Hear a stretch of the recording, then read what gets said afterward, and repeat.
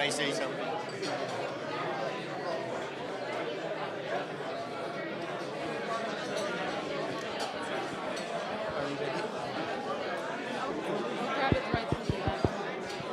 Ladies and gentlemen, ladies and gentlemen, ladies and gentlemen, I'm Grzegorz Ekiert. It's my pleasure to welcome you to this very special event. It's part of 2017 Summit on the Future of Europe, and it is going to be a conversation with two people who don't need much introduction. So it's my pleasure to welcome Anna Palacio and Professor Joe Nye to the stage. So you want to be on the left or the right? We have no problems. Thank you, Grzegorz. It's a pleasure to be here with you for this opportunity to have a conversation with Anna Palacio at such an interesting and distinguished meeting on the future of Europe. But it's also a personal pleasure because a year ago, Anna hosted a wonderful dinner for me at her home in Madrid. And when she says to people, come, they all come. So she selected all the best people and they all came because she was Anna Palacio.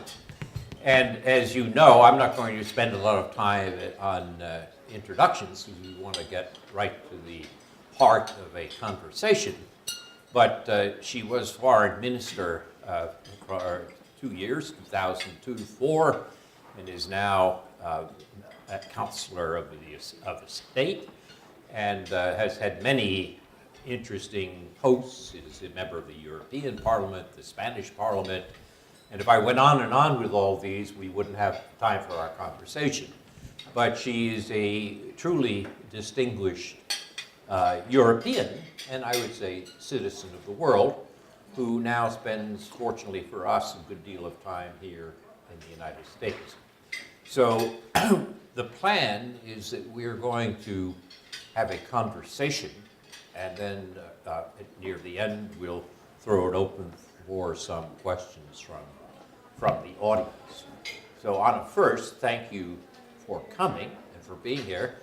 She's come a long way and is off to Brussels tomorrow. So this is not, for me, it's walking across Harvard Yard. For Anna, this is a real labor of love. So thank you very much for your presence here.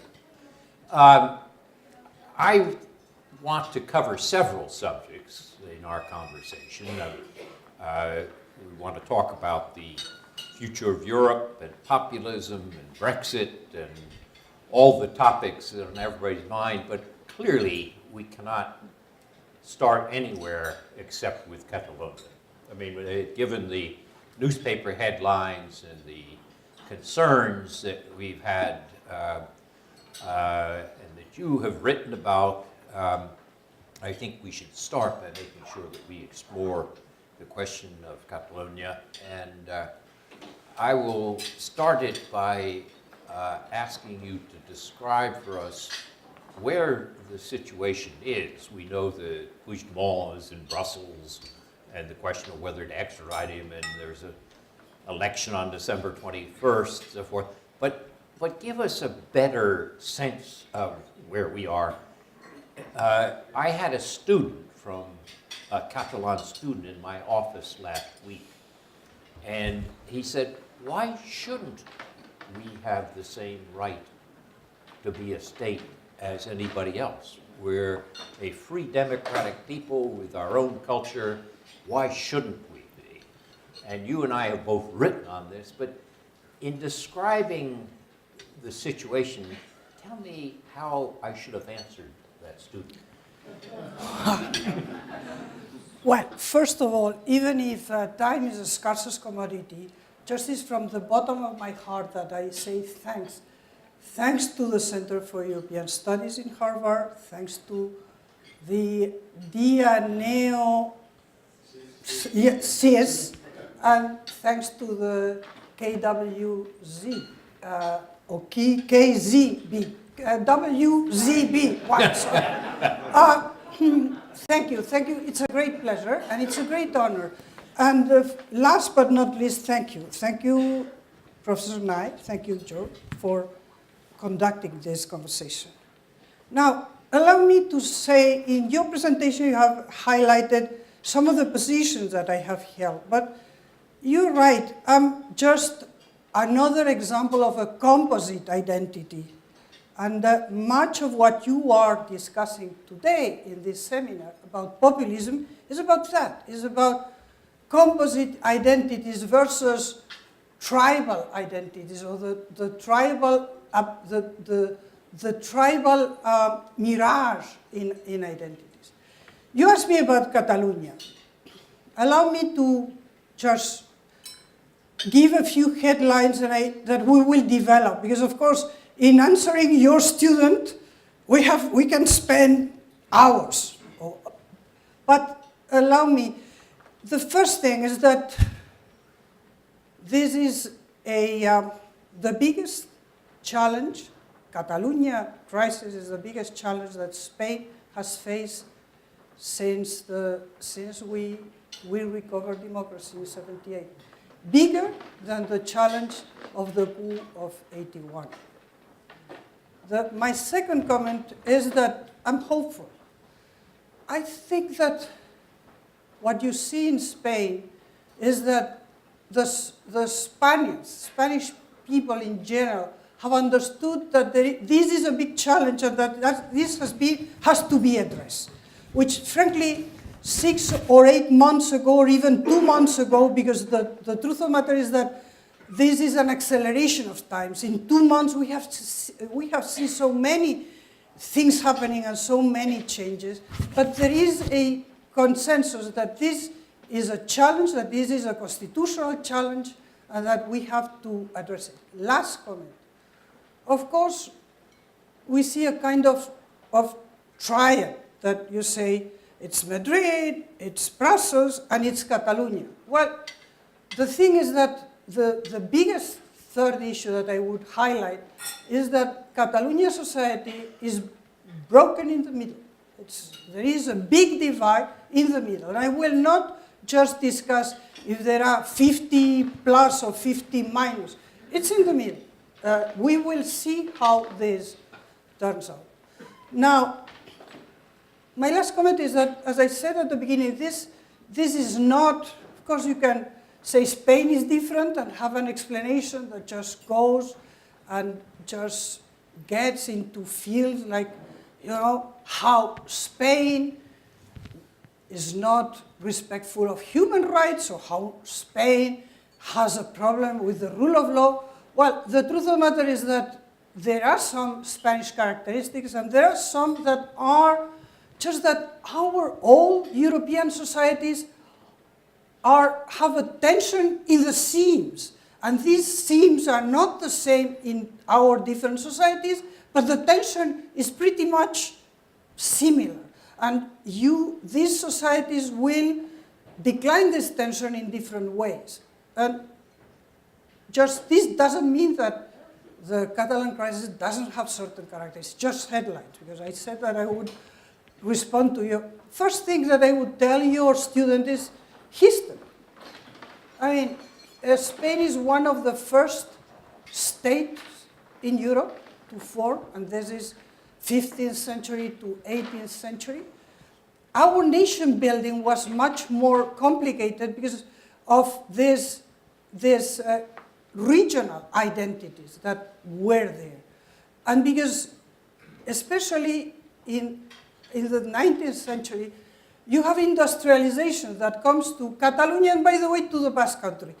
And this means an influx of immigrants. And this means that there is a renaissance, is what the Catalans are, and in the Basque Country is the same thing. So there is, and this is something that has to be taken into account, how this mixed population means. The history, of course, has to stop in the Franco era. The second aspect here is economy. Of course, in this crisis, the economy has played a role. The independentism sentiment, not the Catalanism, which has been there and has been addressed in different ways, but the independentism grows with the big, terrible crisis, the economic crisis. It goes from 1910 and just peaks in 2010 and peaks in 2012. And you have to understand that Catalonia represents 16% of the Spanish population, but represents 20% of the GDP per capita. So Catalonia, together with Madrid, together with Valencia, just brings to the common pot. There is this solidarity. And in difficult moments, this has been construed as Spain is stealing from us, which was one of the... But this is true that Catalonia brings. Catalonia is one of the richest countries in the European regions, in the European Union. The last thing I would say is that Spain was growing steadily at almost 3%. And with this, the economy minister has reviewed this to 2.4%. And 2.4 because Catalonia represents 20%. And because in Catalonia you have had at least 2,000 companies that have left Catalonia and just put their social, social headquarters or the headquarters outside Catalonia. Some have said, by the way, this is what happened in Quebec. Now, socially, to your student, I would tell him, well, the Catalan secessionists claim to represent Catalonia. But Catalonia, you go through the most common names. It's Garcia, it's Lopez, it's Martinez. It's exactly the same as in the rest of Spain. Of course, you have Junqueras that said that the DNA of the Catalans was closer to the DNA of the French and to the DNA of the rest of Spain. But I would not insist. There are other declarations that just, if I bring this here, it's because this just speaks about this tribalism that is in all this process. So we have this rich region with a very composite, the mother tongue of majority of Catalans is Spanish. Now, my last comment is constitutional. The Constitution guarantees safeguard of the language, of the culture, and frankly, just Catalonia is among the most, Spain is federal except on name. The main devolution, decentralization of powers is, I can go to any of this. So what I would tell your student is finally that there is not a right to secede, that you cannot just present an alternative. The Catalan government claiming to represent the Catalan nation vis-à-vis the Spanish government. No, the constitution that was widely voted in Catalonia, the Estatuto de Autonomía, which is the ruling framework. And I would tell him that we are rule of law countries, which means that the legitimacy on which we base our communities is rational legitimacy by the law, and that this is an issue, and we have to address it within the constitutional framework, and that this is what I think that is on the process, is to address the Constitution. As I said at the beginning, I will end up by this, is that there are good news, and I'm very optimistic that it will be long, it will be probably messy, it will be complicated, but there will be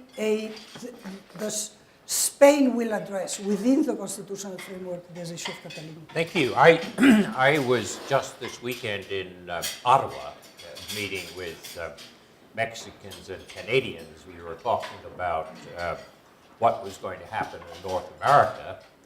And one of the things that struck me was that Quebec, which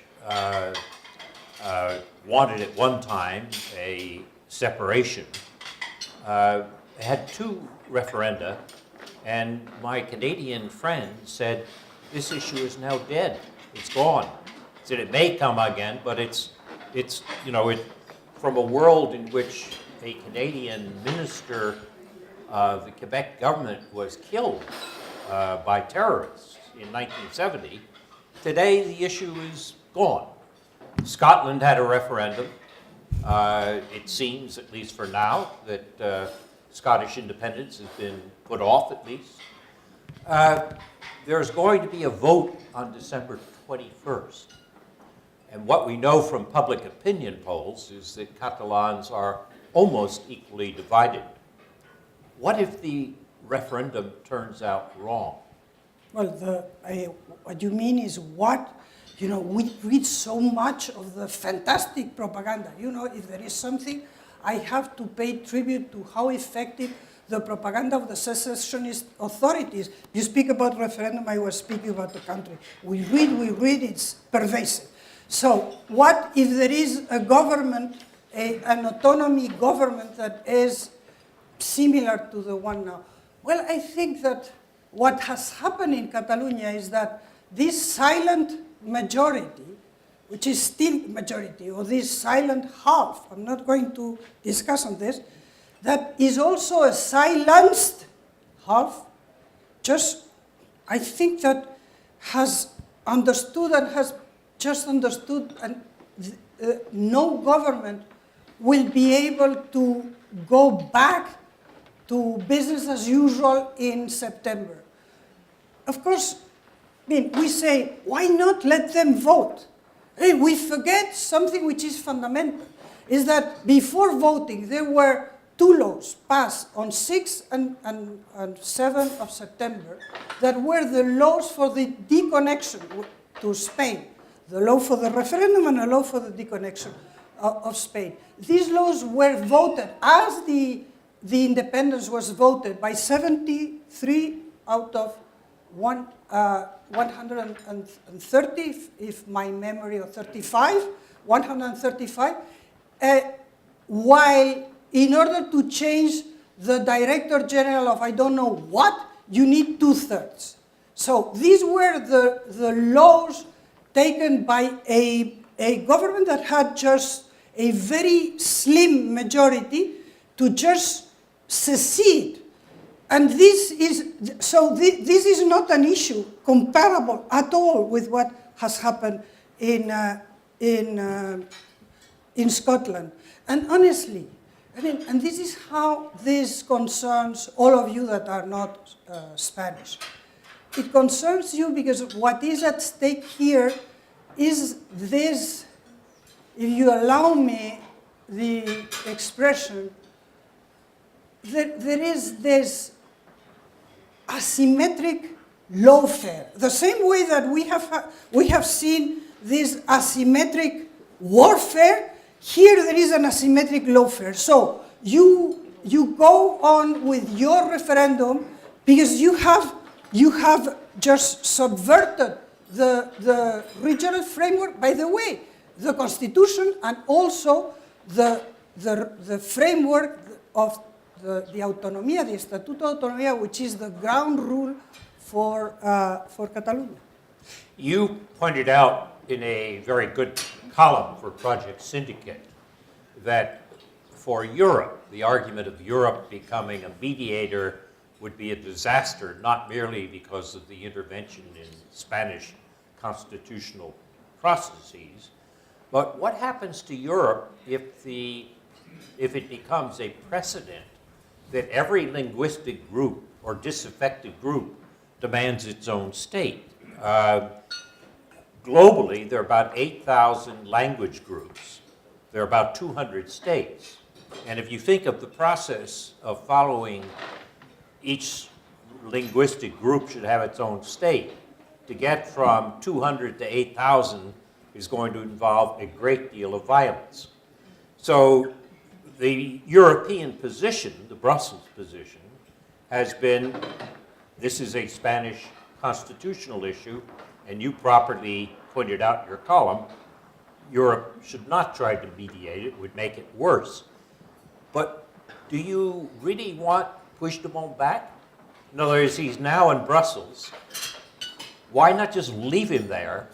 Why do you want him back? Frankly, I don't want him back. He has some issues with justice, but this is a different thing.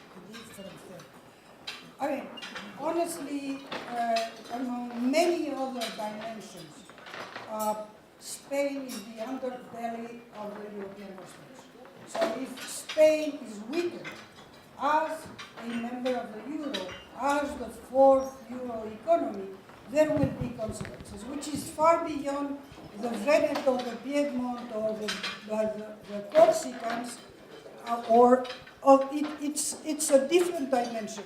And I hate the conspiration theories, but of course there are many indications that there were certain activities, I would say, of this asymmetrical nature by some powers that would be very happy that the European project flounders.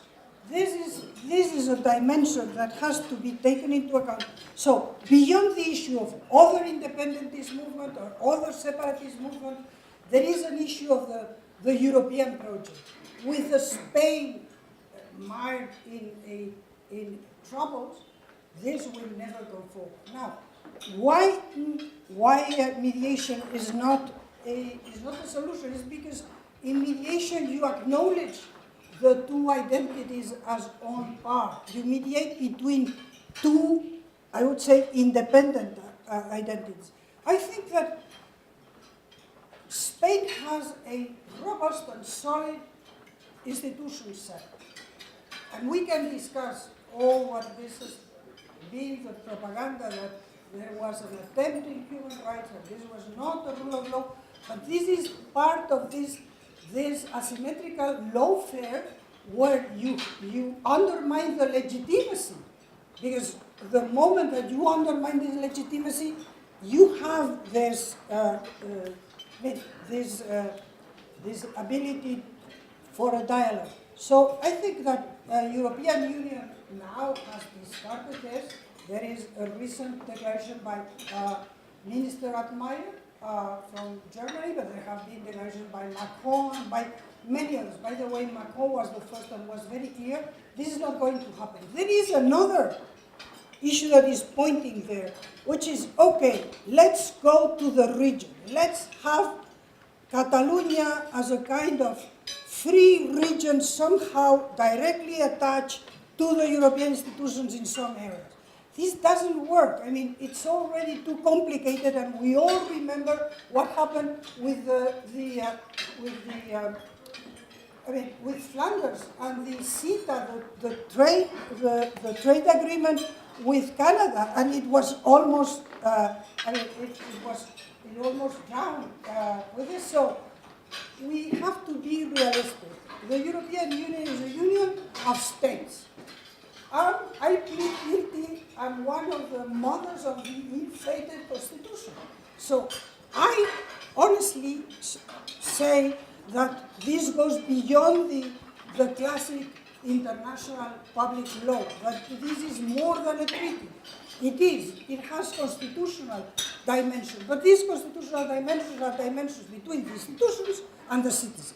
And this is what it means, this composite identity of being, in my case, Basque, and Spanish, and European, and as you, citizen of the world. Well, let's broaden our focus a little bit beyond Catalonia and ask about Spain, where the economy has been doing better. Are we seeing the revival of Southern Europe and therefore the problems that have been so difficult for Europe because of the economic problems of the South and the North-South divide Europe, is this now being resolved? Well, you think that the jury is still out there. Nevertheless, there are good news. And the first good news is about Greece. And in Greece, nobody gave a cent. And we have had a government, I don't agree with the Syriza government, but they were realistic enough to make a U-turn. And in politics, at a certain moment, you have to make a U-turn. Spain did with the socialist government and NATO, if you remember that. And Greece is doing much better. We have Italy, which is another very big economy that, many times from the rest of the union, we think that Italians can do it economically without the government, with any government, and they do it. Because this is the genius of Italians. I think that in general terms, as I say, the jury is out there, and this is the growth, the positive track is very fragile, but I'm optimistic. In the case of Spain, as I said before, we had very good expectations. Right now, with the Catalonia crisis, this has been lower, but I must say that it's very good news that companies have stopped leaving Catalonia, which is great, and that I hope that maybe in a lower tone for a certain time, but that the economy will pick up in Catalonia and the tourism will come back and all this, which is where we are seeing this crisis. But the summary is the jury is out there and reasonably. One of the great problems which Southern Europe, but all Europe faces, is the problem of how to deal with immigration as a political issue. Economically, it's, from my view, a net plus, but politically, it is extraordinarily difficult, as we've seen. And you don't have to have a lot of immigrants to have an anti-immigration policy or politics. But you pointed out to me when I was in Madrid last year that Spain doesn't have this problem. And why is it that Spain is the exception and doesn't have this deep anti-immigration populism? Well, the first thing is that among the big revolutions that Spain undertook in this constitutional era, which is the most prosperous for Spain in history, is that we went from being in the list of underdeveloped countries, because in those days the World Bank had a list of underdeveloped. Today you are transitioning or you are emerging, but you are not underdeveloped. We were underdeveloped in the list until '82. We joined Europe. We went to this democracy. We had this, just the legal framework of the democracy, and we went from being an emigration country until '86. Spain was a net emigrant to having today. It's difficult because with the economic crisis, some of these immigrants went back. But I would say that between 12 and 14% of our population is foreign born. And we have big communities of Latin Americans, but we have big communities of Moroccans and other southern border Mediterranean Pakistanis in Catalonia, big communities of Pakistanis. And for the moment, we haven't had issues there. I don't believe that Spain is different in anything, and not in this particular area either. But for the moment, I think that there are two issues that are there. The first is the very recent memory of being an immigrant. So, this changes your approach. You have been an immigrant, your father, your uncle, they have been immigrants. And then that, as I said, a big part of this immigration came from Latin America, which meant that there was a very natural way of belonging. So when you see what's going on in Poland, for instance, where you have these surveys where people say that we need to keep Poland just white and without Muslims, Spain is at the crossroads. We have had everybody in Spain. The Phoenicians, the Greeks, the Arabs, everybody. So we honestly, in our identity, we know we are mad. And this is what surprises many of us Spaniards when we see these identities that say, well, we have no DNA or this kind of things. Because if there is a country around the Mediterranean, all of us, we have had everybody. But us, at the entrance of the Mediterranean, we have had everybody from the Huns to everybody has been there. And I think that it's still there. This doesn't mean that we are free from having troubles, and we have had some marginal issues in some neighborhoods, and so we have to be very vigilant. But for the moment, these are facts. We talked a little bit about north-south in Europe. How about east-west? If we look at populism, and particularly this problem of anti-immigrant populism and narrow ethnicity, how do you explain Hungary, Poland, Austria, and now the Czech Republic? In other words, how looked at from Spain, how do you look at these problems in Eastern Europe? Well, I would link that with the other topic that is in the framework of the populism. What we see is that this rational legitimacy that we learned from Weber, we learned that there was charismatic, there was traditional, and there was rational. And our rule of law countries are based on this idea of the rationality of the rule of law, and it asks people to be rational, and people are rational and emotional.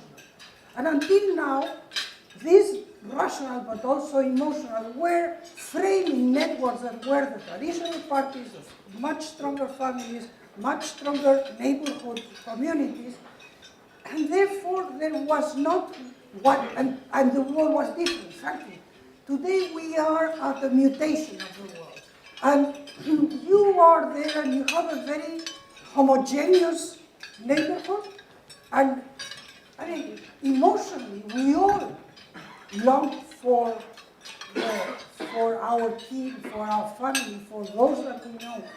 Intellectually, we can be globalist and we can be cosmopolitan. So what I think that's the difference is that what we are seeing is the replacement of this rational legitimacy recovered after many years of communism that is being overtaken by a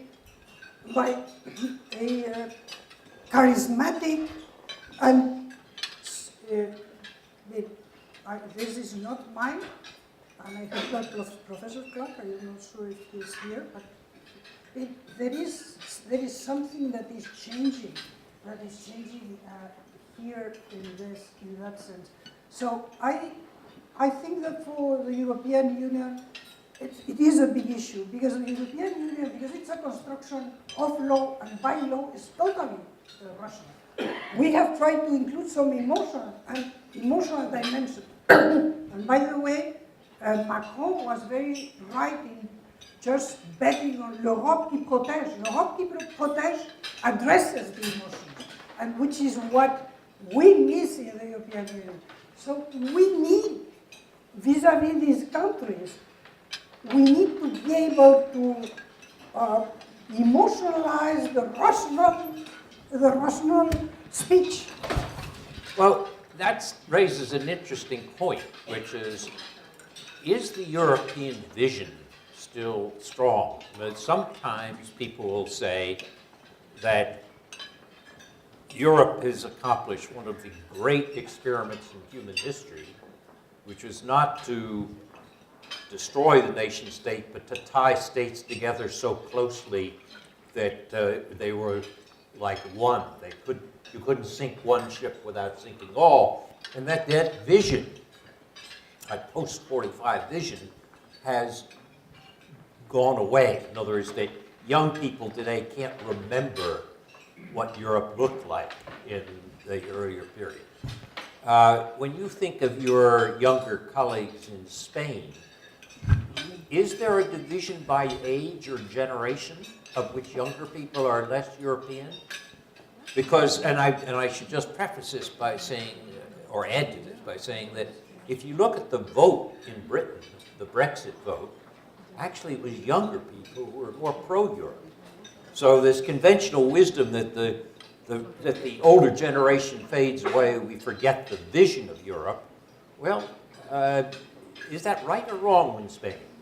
Or in Europe generally? I think that, we cannot forget that we are the baby boomers. We are there, and it's very difficult to just have us go. Macron is just a very good example. But this is the first thing. We cannot forget this generational gap. I think that everywhere in Europe, young people find it difficult to just get their first job. Why? For me, it was obvious that I would have a job. In my generation, it was clear. We came after a generation that, for different reasons of war,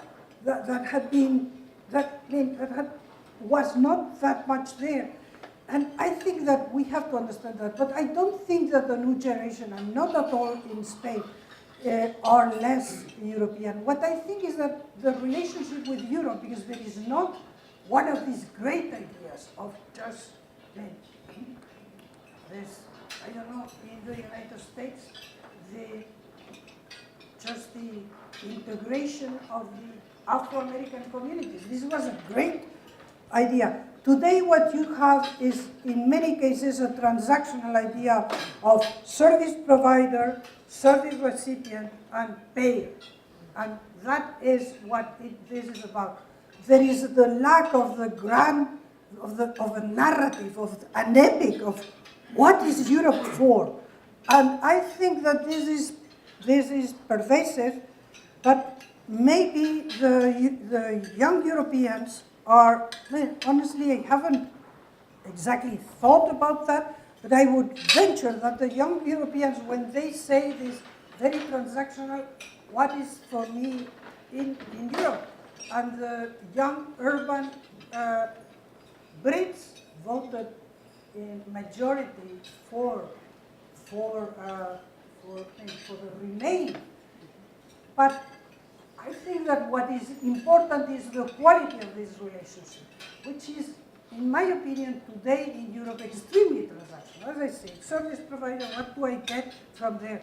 We don't have this epic of a war, nevermore, and because you wanted that, you knew that you had to make some sacrifices and that you had to have this solidarity. I mean, Spain has benefited from this solidarity around Europe, and we have been able to not, when my German friends come and see our fantastic infrastructures, they always think, oh, this is German money, just part. But this is what allowed us. But the problem is that we have lost this sense, and Europe what for? And I think that Europe what for is obviously there. Because behind this Europe what for, there is another issue, which I think that Europeans, and this is all generations, we have this sense that the future will be worse than the present, and this is pervasive in Europe, that our sons and grandchildren will live worse than we have, because the world has changed. And because this is the race of Asia, and Europe is cornered, but it's not true. When you see patents, when you see, there is a role to be played by Europe, And we need to convey this message that, on the contrary, this what makes Europeans different, which is these ideas of composite identities, that you can be German and from Baden-Württemberg or from whatever region and be European, and this is, or French from Brittany and European and more. This is the name of the game for the future. We have to stick by this and not understand that, oh, this is the era of China and we have nothing to do. So bring back the European self-confidence, especially for the new generations. Makes sense. But let me ask one last question, which about Brexit, then we'll throw it open to the audience. When you look at the public opinion polls, you not only saw that younger people favored Remain, but you also found that the areas which were most populist in their anti-immigration feelings often didn't have a lot of immigrants. And it had a strange relationship to age and, you know, being separated. And it is true, I think, that without the immigration issue, Britain would have stayed in Europe, or the immigration issue was a determining issue. If that's true, some people have said the key now in the negotiations about post-Brexit Europe is to find a solution which basically allows the British Prime Minister, whoever he or she is a year from now, to finesse the immigration issue. So there have been proposals by people like Charles Grant and others that say, we'll create a legal association where Britain will be an associate. They'll have the full economic dues, everything else of being like in the European Union, but they'll be allowed to have some control over movement of people. In other words, what we'll do is we'll take away the cherished right of total free movement of citizens of Europe because they won't be part of the EU. They will be this associated territory. In all economic purposes, they will be the rest of the EU. But we're going to basically find this legal fiction as a way to allow them to have some control over immigration. And that will provide enough political space for the leaders to avoid a hard exit or a hard Brexit. Some of my European friends say, terrible idea, because this free movement of people is central to the meaning of Europe.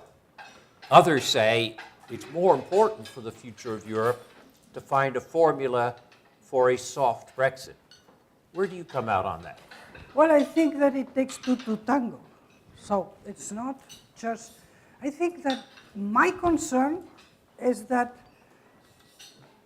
more and more in Brussels, in the negotiating teams, they are taking for granted that Great Britain is leaving, and this is dangerous. I personally have to tell you that I think it would be a great disaster for the European Union in terms of defense, for one, in economic terms, in terms of foreign policy clout. So I would be for trying to find a solution. But the thing is that, as I say, you need the two sides.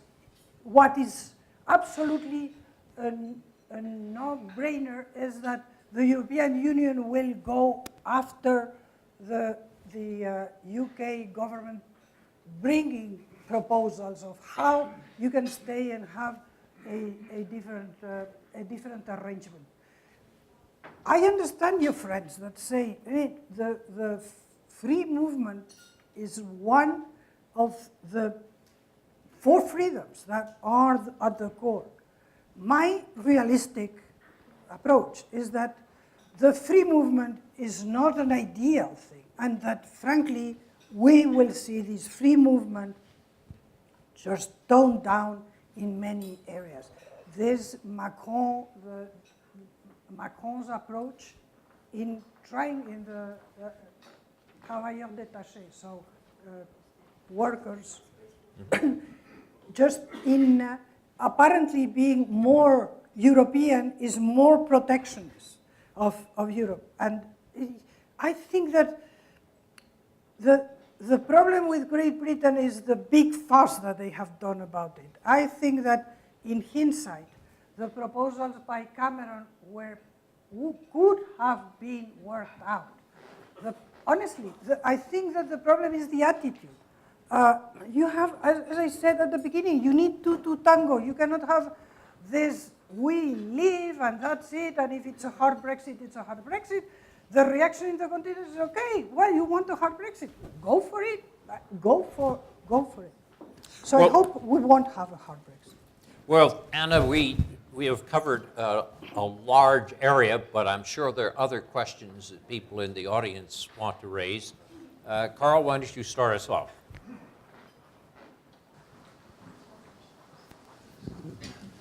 Karl Kaiser, Kennedy School, formerly from Germany. First of all, thank you for this fascinating conversation. I would like to come back to your answer to Joe's question, why there is this populism in East Central Europe, the members of the community. You may remember that the argument for admitting these countries as quickly as possible was to reinforce democracy. Now that is now at stake. They're becoming what's called illiberal. What should be the program of the European Union as we are diverse to help to continue the unfinished business of helping them to really remain or become again democracies? Well, I think that this today it must be at least 10 million question, 10 million euros question. Because, you know, in the end, this is the big challenge, how you do that. And it's not, there is no simple answer, because what we see, just to take Poland, I was looking yesterday at the projections. The government is faring extremely well, and there is a big, the polls say that the government is supported by a big majority. So again, how you approach this emotional side that the European Union hasn't really approached, because it was, as I said, a construction of law and by law, therefore rational, and just explain to these Polish people that this idea of the Kaczynski or Orban or other leaders that are betting a lot on them, on this charismatic, on bringing back our, I'm not going to say make America great again, but you know what? This is pervasive. This is why your topic of discussion in this summit is so important. So frankly, I don't know the answer. What I think is that we have to realize that we need, and Macron was this is just a snippet, and I know that in this 140 characters society we live in, but it's this, how you explain to the Poles is that l'Europe protège, that l'Europe is the future, that it's better for the children. We need to work on there. And it will have to be with different instruments than what we have been doing until now, because frankly, we haven't been that successful. Yes.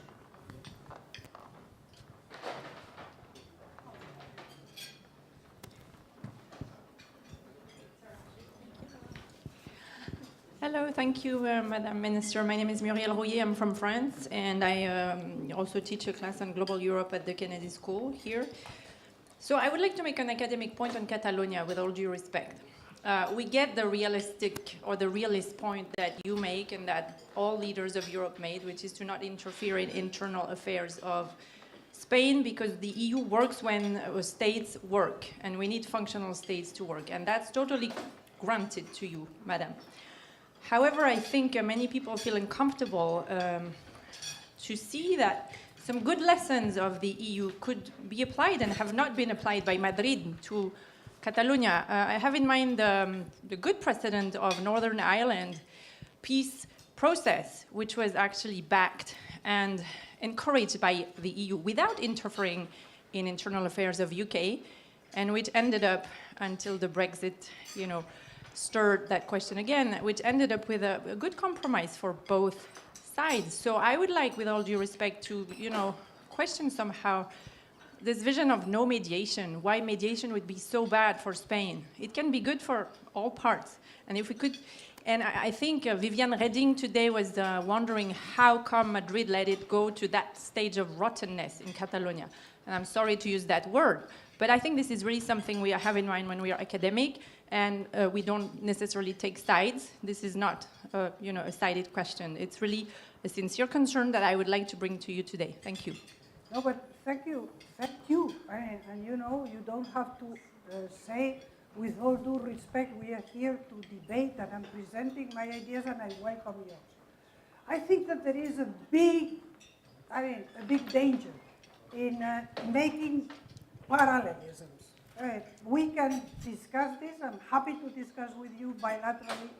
The situation in Northern Ireland has nothing to do with the situation in Catalonia. And of course, I said at the beginning that what Madrid, because you say Madrid and Catalonia. No, this is not. This is first and foremost Catalonia and Catalonia. This is Catalan society.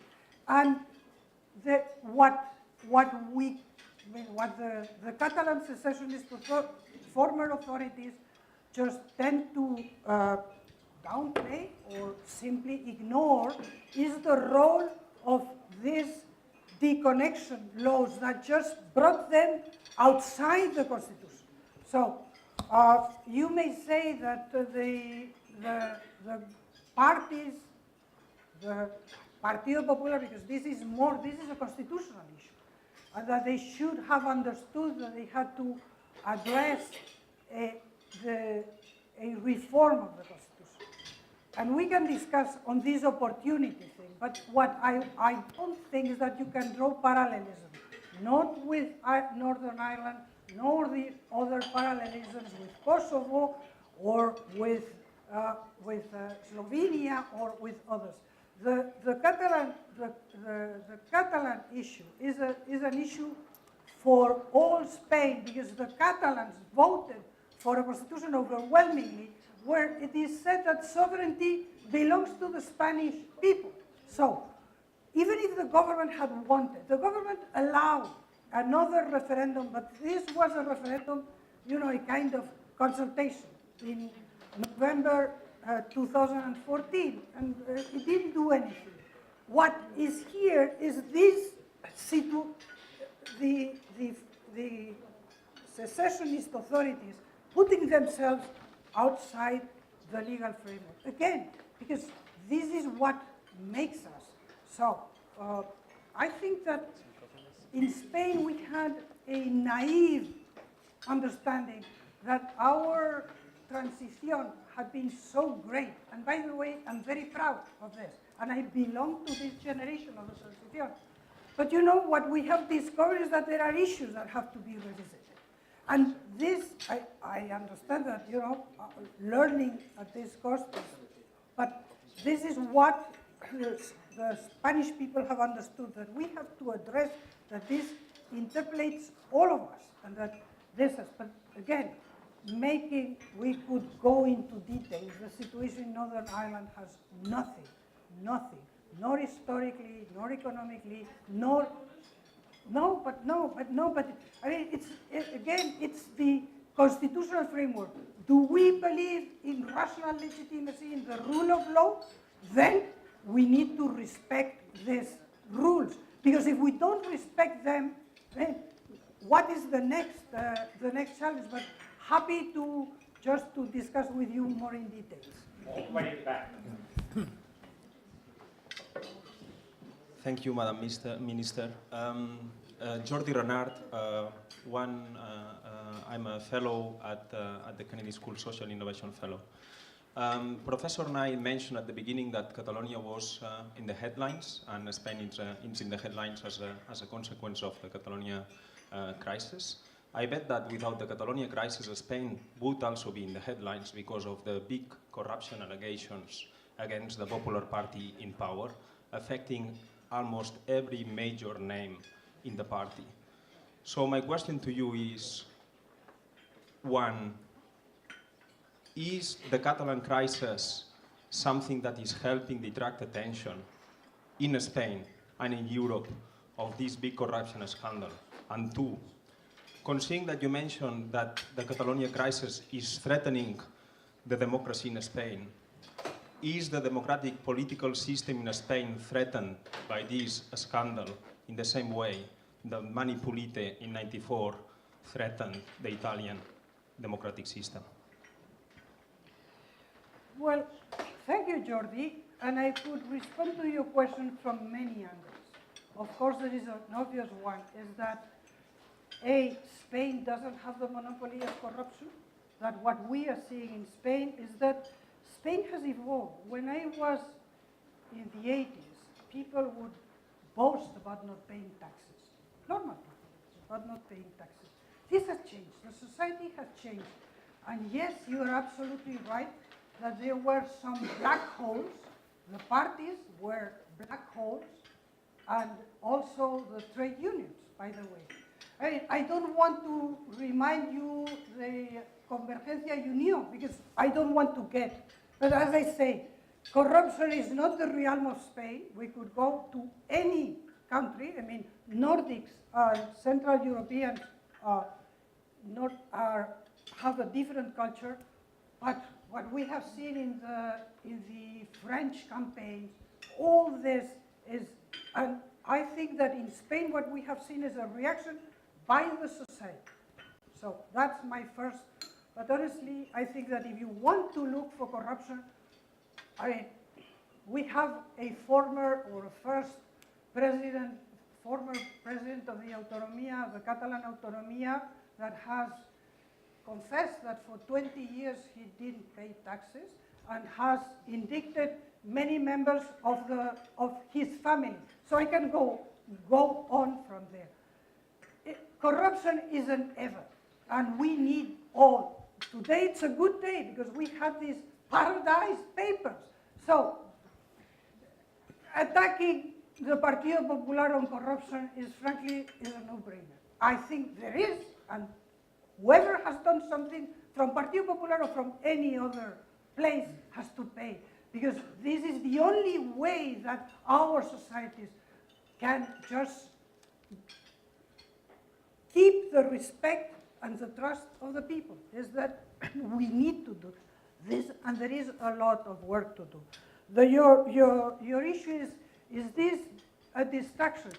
Well, you know, I hate these theories about what is a distraction. But there are many that say that it's not just by chance the timing of the indictment of certain very prominent Catalan figures and the run-up. I don't buy it. As I explained, I think there are historical reasons and economic reasons and social reasons and constitutional reasons. Is that the constitution that we are extremely, and I am very proud of having belonging to this generation of the transition of the constitution, but we see that there were such ambiguities between the competences that were remain in the autonomies, that this was such an open process that this has gone awry, and we need to address this among other issues. And as I say, I'm confident that that this corruption, unfortunate cases that have plagued our politicians from all parties. I mean, we could just play, unfortunately, it was society evolved, and as I call them, black holes, because they were black holes in the parties and in the trade unions, and there have been big scandals. the Spanish society has become extremely Puritan, and I think that this is great. And you don't have to look for just smoke curtains or smoke. The Catalan issue is a real issue. We need to address it. It's not a smoke curtain that Madrid has put there. It's there, and we need to address it. This is a society that is divided in the middle, and we need to address this. You and I and the rest of the Spaniards. Thank you. Could we bring the microphone up front here?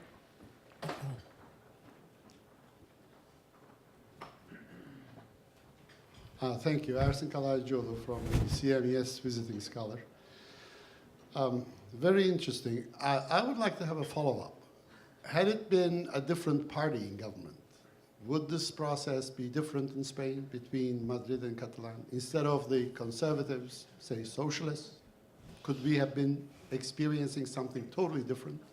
That's question number one. Number two, we know that Mr. Putin of Russia loves to throw a wrench into the working democracies.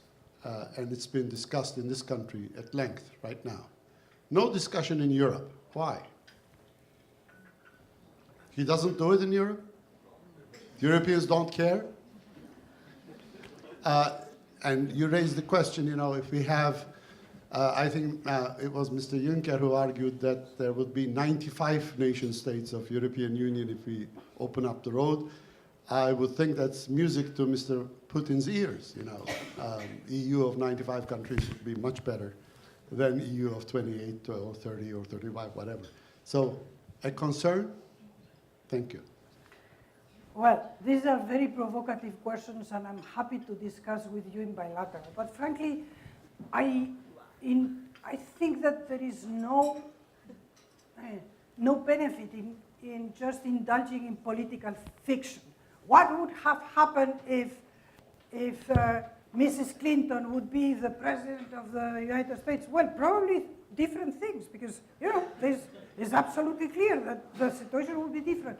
If there were a different government with a different majority, with different coalitions, of course this would be. My comment to you would be that what is clear is that Prime Minister Mariano Rajoy, in all this crisis, what he has done, and many people would criticize him, but what he has done is, because he understood that this had a constitutional transcendence, is to find the backing of the two other constitutional parties, the Ciudadanos and the other protagonist of the transition, which is the Socialist Party. And this is what he has done about the suspension of the autonomia, which, by the way, is an article that is copied on the German constitution. So it's not an oddity for Spain. It's exactly the same article in the German constitution. This he has done.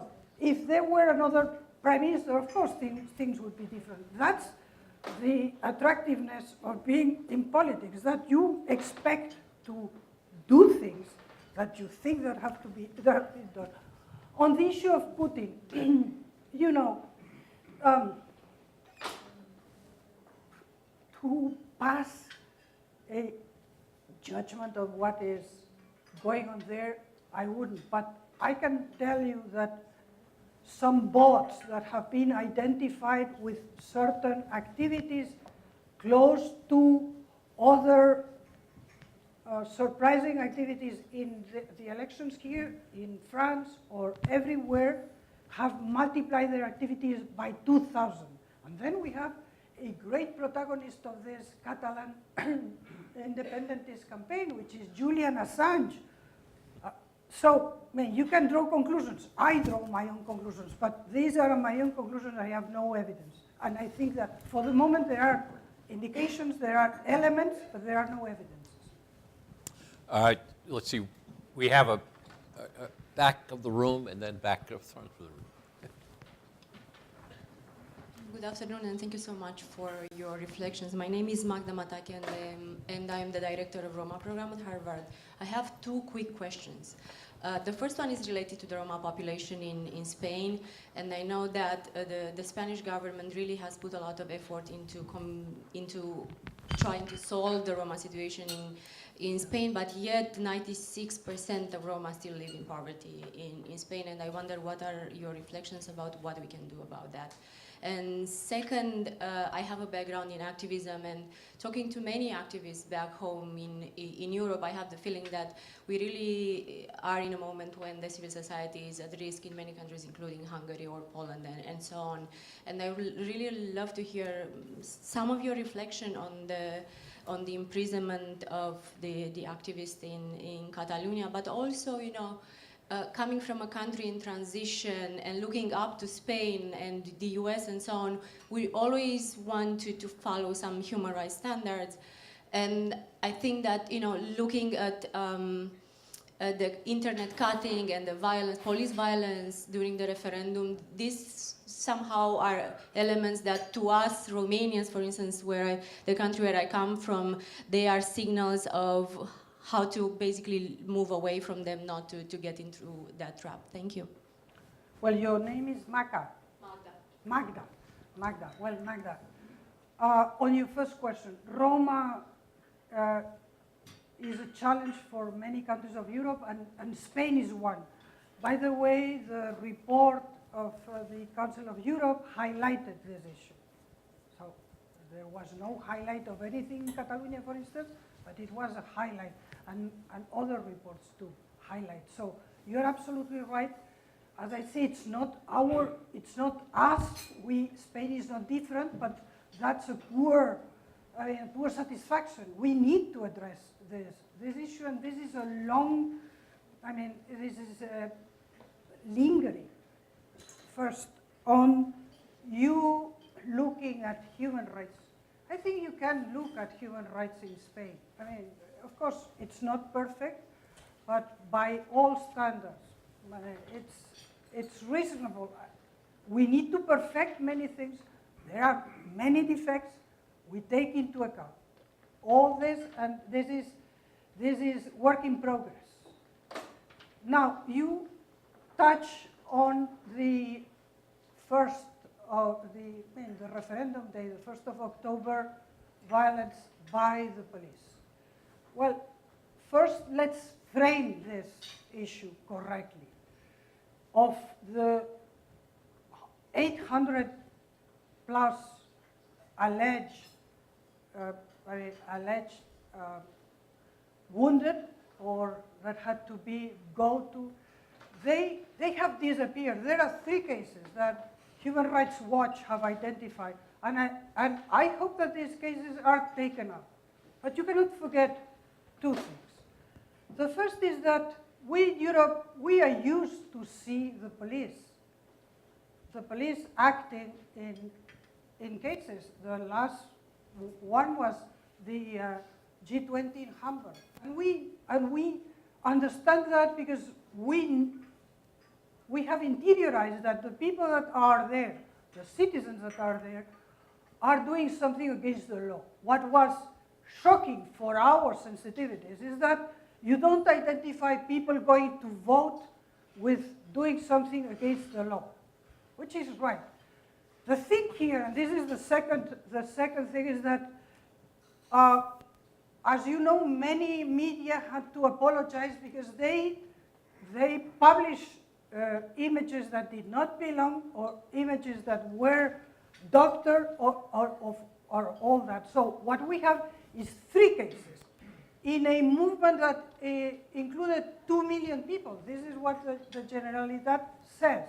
3 cases in an issue that, and frankly, what it has also to be taken into account is that these people, that I would take that they were honestly understanding that they were doing something within the law and that this was their right, were put in this situation by a government that told them this is lawful after having got outside the law, which is something that nobody has highlighted, which I think it is important.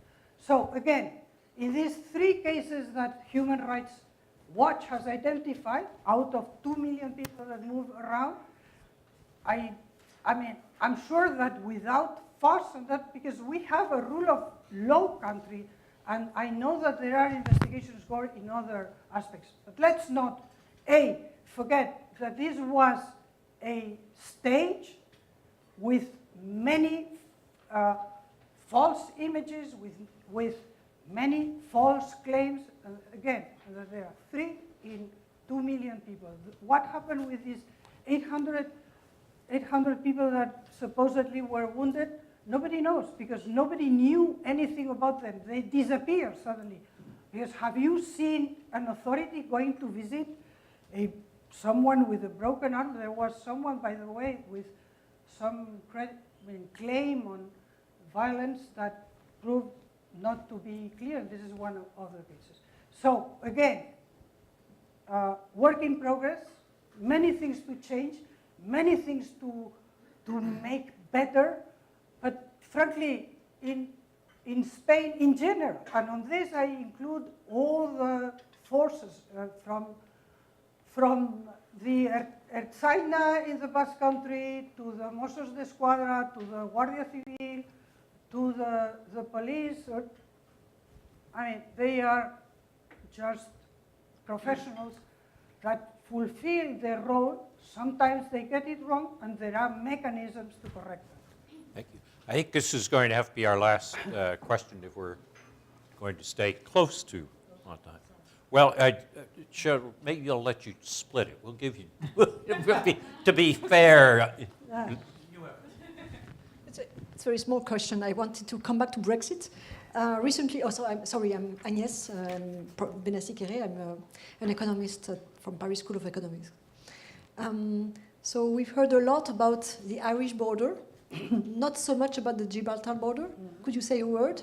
Has this been fixed? And what is the position of the Spanish government? And what is your own opinion on that? Daniel Gross from the Center for European Policy Studies in Brussels. My question is to you, Professor. We are here in a city where the American nation was born in an act which I believe was not entirely constitutional. So, from this American history perspective, what do you do if a region wants to gain independence, but that is just not foreseen in the Constitution? Do you want me to answer? Well, let Anna answer the question, and I'll try to give you a quick answer as well. Well, on Gibraltar, again, this would bring us about the differences between the Irish border and Gibraltar. Gibraltar is a non-self-governing territory that is in the list of non-self-governing territories of the United Nations. So it's a bit peculiar. This is a bilateral issue that will have to be addressed by Spain with the UK, the same way that when Spain came into the European Union in '86, as Gibraltar had gone into the European Union and as a non-self-governing territory tied with the UK, we accepted. We had to. This was part of the negotiation. We negotiated and we accepted. There will be a mirror negotiation to this one, which I expect, as I said, I think that for us, anything that hinders the best possible solution with the UK is bad for the European Union, therefore bad for Spain. And the Spaniards and the Brits have always found an understanding on this issue, which is a difficult one, and happy to discuss. I know it quite well.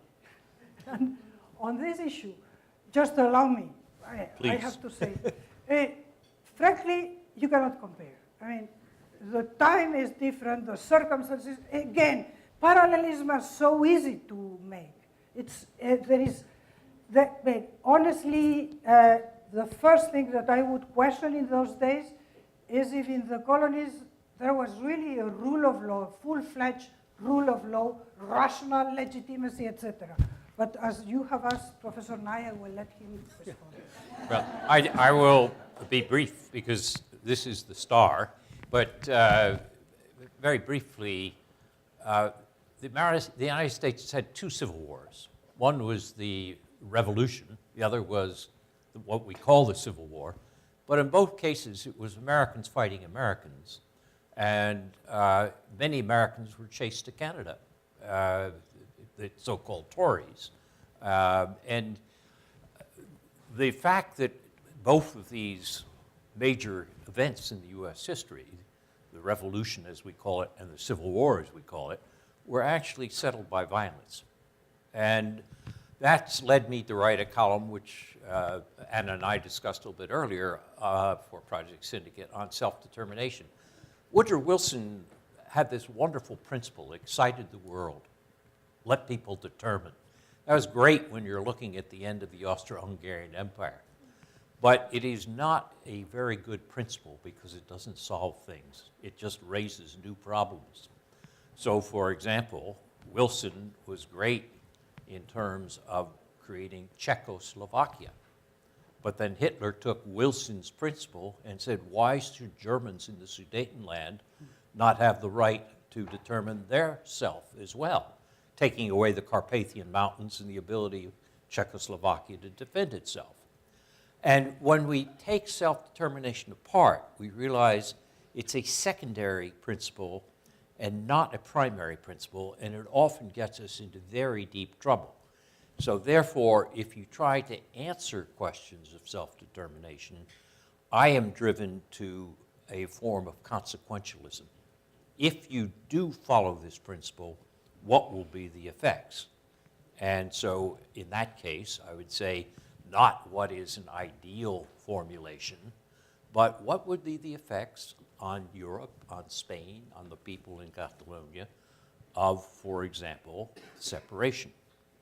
And you can come to different answers on that. I think the problems would be very severe for Europe. But the point is, you're never going to solve it by appealing to self-determination or by saying because force was used in one case and elections were used in another, that answers it. Self-determination is a principle which sounds wonderful until you start to look at it closely, and then you notice it doesn't help you much. But Anna, I want to thank you for the extraordinary effort you have made in coming across an ocean. Now you're about to cross it again. But it is an indication of your devotion to the subject of the future of Europe. I mean, we are in this room, all of us, because we care about the future of Europe. But your presence here and your answer to our questions have shown that there are very good people thinking very hard, very seriously about the central questions. So thank you very much for coming.